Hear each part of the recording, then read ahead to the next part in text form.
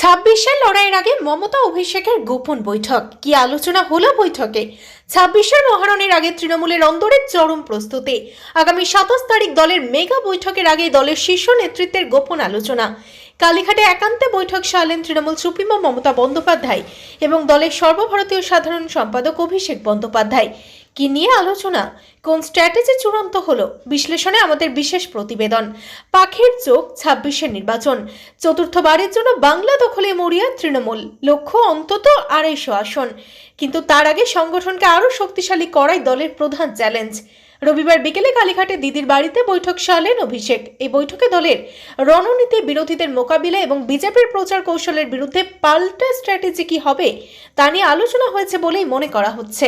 তবে এই আলোচনার মূল বিষয়বস্তু ঠিক কি ছিল, তৃণমূলের অন্দরেই বা কি প্রতিক্রিয়া, তা এখনো স্পষ্ট নয়। হ্যাঁ, তবে গোপন বৈঠক ঘিরে রাজনৈতিক মহলে যথেষ্ট কৌতূহল তৈরি হয়েছে, বিশেষ করে বিজেপি আরএসএস এর আগ্রাসী প্রচার কৌশল এবং সম্প্রতি বিভিন্ন ইস্যুতে তৃণমূলের অস্বস্তির পরিপ্রেক্ষিতে মমতা অভিষেকের এই আলোচনা অত্যন্ত গুরুত্বপূর্ণ।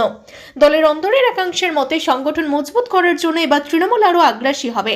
পাশাপাশি আরজিকর ধর্ষণ এবং খুনের মতো স্পর্শকাতর ইস্যুতে জনমত কিভাবে সামলানো হবে তা নিয়ে চূড়ান্ত পরিকল্পনা হয়েছে। রাজনৈতিক বিশ্লেষকদের মতে 26-এর আগে একটাও পদক্ষেপ ভুল করতে রাজি নয় তৃণমূল। তাই মেগা বৈঠকের আগে একান্ত স্ট্র্যাটেজি সাজিয়ে নিচ্ছেন মমতা এবং অভিষেক। আগামী 27 তারিখে তৃণমূলের মেগা বৈঠকের দিকে এখন সকলের নজর। এই বৈঠকে কি চূড়ান্ত সিদ্ধান্ত হয় কিভাবে নির্বাচনের ময়দানে নামবে তৃণমূল, তারই অপেক্ষায় গোটা বাংলার রাজনৈতিক মহল। ব্যুরো রিপোর্ট, আর বঙ্গ সংবাদ।